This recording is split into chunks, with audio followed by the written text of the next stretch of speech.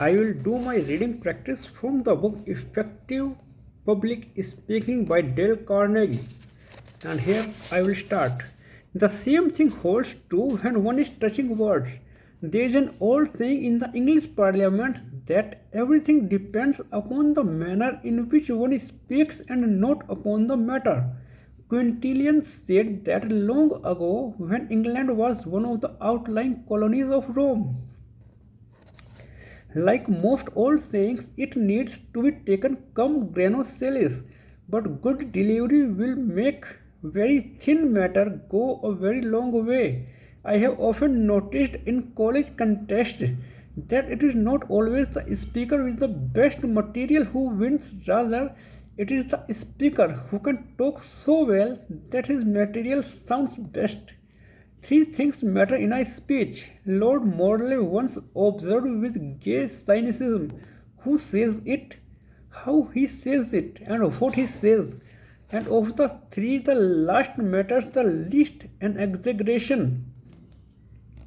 Yes, but scratch the surface of it and you will find the truth shining through. Edmund Burke wrote speeches so excellent in logic and reasoning and composition that they are today studied as classic models of oration in half the colleges of the land. Yet Burke as a speaker was a notorious failure. He didn't have the ability to deliver his gems to make them interesting and forceful, so he was called the dinner bell of the House of Commons. When he arose to talk, the other members coughed and shuffled and went out in droves. You can throw a steel jacketed bullet at a man with all your might, and you cannot make even a dent in his clothing. But put powder behind a tallow candle and you can shoot it through a pine board. Many a tallow candle speech with powder makes, I regret to say, more of an impression than a steel jacketed talk with no force behind it. Look well, therefore, to your delivery. What is delivery? What does a department store do when it delivers the article you have bought? Does the driver just toss the package into the backyard and let it go at that? Is merely getting a thing out of one's own hands the same as getting it delivered? The messenger boy with the telegram delivers the wire into the direct possession of the person for whom it is intended. But do all speakers? Let me give you an illustration that is typical of the fashion in which thousands of people talk. I happened on one occasion to be stopping in Murren, a summer resort in the Swiss Alps. I was living at a hotel operated by a London company, and they usually sent out from England a couple of lecturers each week to talk to the guests. One of them was a well known English novelist. Her topic was the future of the novel.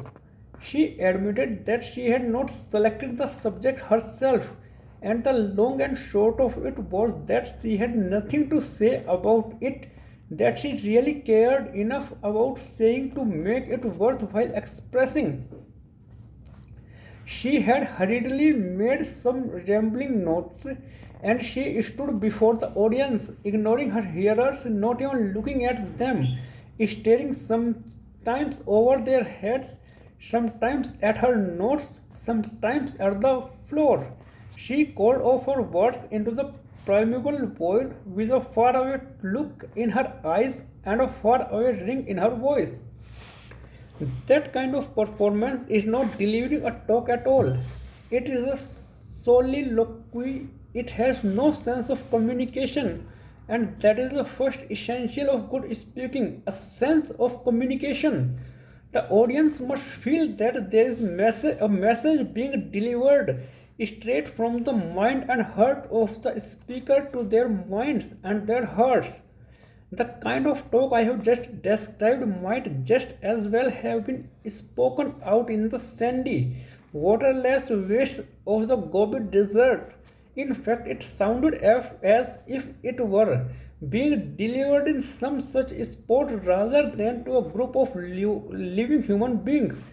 The matter of delivering a talk is at the same time a very simple and a very intricate process. It's also very much misunderstood and abused one.